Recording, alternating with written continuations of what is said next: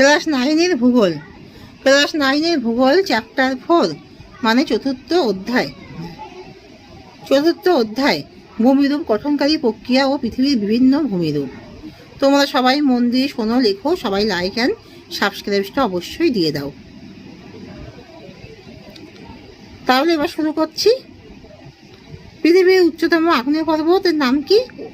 Ojos del সালাডো। ও পরিগজকা দন্তুসা দয়কা লডেল দন্তুসা একা লয়কা দয়কা সালাডো। শিলাস্তরে ভাঁজ পড়ে সৃষ্টি হয় বঙ্গিল পর্বতের। টেবিল ল্যান্ড বলা হয়ে থাকে মালভূমিকে। পৃথিবীর উচ্চতম আগ্নেয় পর্বতের নাম হচ্ছে ওজোস ডেল সালাডো। মহাদেশীয় পাতের ঘনত্ব প্রতি ঘনসেমিতে 270 গ্রাম। ঝাড়খণ্ডের রাজমহল একটি ক্ষয়জাত পর্বত। পাকিস্তানের সল্ট রেঞ্জ একটি স্তূপ পর্বত। তেল ভূমিরূপ গঠিত হয় হিমবাহের নুড়ি ও কাদা সঞ্চয়ের ফলে।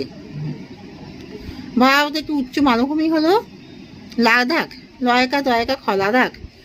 বিদার অগ্নুদ্গমের মাধ্যমে সৃষ্ট ভূমিরূপ হলো লাভা মালভূমি।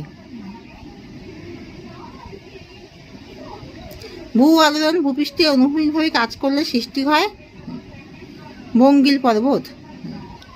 আলফ্রেড ওয়েগনার মহী সঞ্চরণ মতবাদের ব্যাখ্যা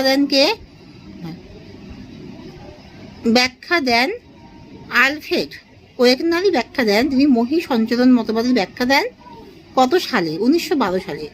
জার্মানির ব্ল্যাক ফরেস্ট প্রকৃতপক্ষে একটি স্তূপ পর্বত। গোস্ত উপত্যকার মধ্যে দিয়ে প্রবাহিত হয়েছে কি? রাইন নদী। ভারতে অবস্থিত একটি ক্ষয়জাত মালভূমির উদাহরণ হলো ছোট নাগপুর মালভূমি। মহাকাল মহাদেব কি ধরনের পর্বত? ক্ষয়জাত পর্বত। পৃথিবীর বৃহত্তম বদ্বীপ কোনটি? গঙ্গা ব্রহ্মপুত্র নদীর বদ্বীপ। একটি ভূগাঠনিক সমভূমির উদাহরণ দাও। তুরানের নিম্নভূমি। তিব্বতীয় পাত ও ভারতীয় পাতের সংযোগ রেখাকে কি বলে? সিন্ধু শিবন রেখা। ভারত একটি স্তূপ পর্বতের নাম লেখো। সাতপুরা। সমাপেরা সমভূমির মধ্যে ক্ষয়প্রাপ্ত অবশিষ্টাংশকে কি বলে? মোনাজনক। ভারতে অবস্থিত একটি গোস্ত উপত্যকার উদাহরণ দাও। নর্মদা নদীর উপত্যকা। চ্যুতি কাকে বলে? ভূত্বকে সৃষ্ট ফাটল বরাবর শিলাস্তূপের স্খলন ঘটলে তাকে চ্যুতি বলে। মধ্য আটলান্টিক শৈলশিরা কোথায় অবস্থিত? মধ্য আটলান্টিক শৈলশিরা আটলান্টিক মহাসাগরে অবস্থিত। এশিয়ার দুটি পর্বতগ্রন্থির নাম লেখো। পামির গ্রন্থি ও আর্মেনীয় গ্রন্থি।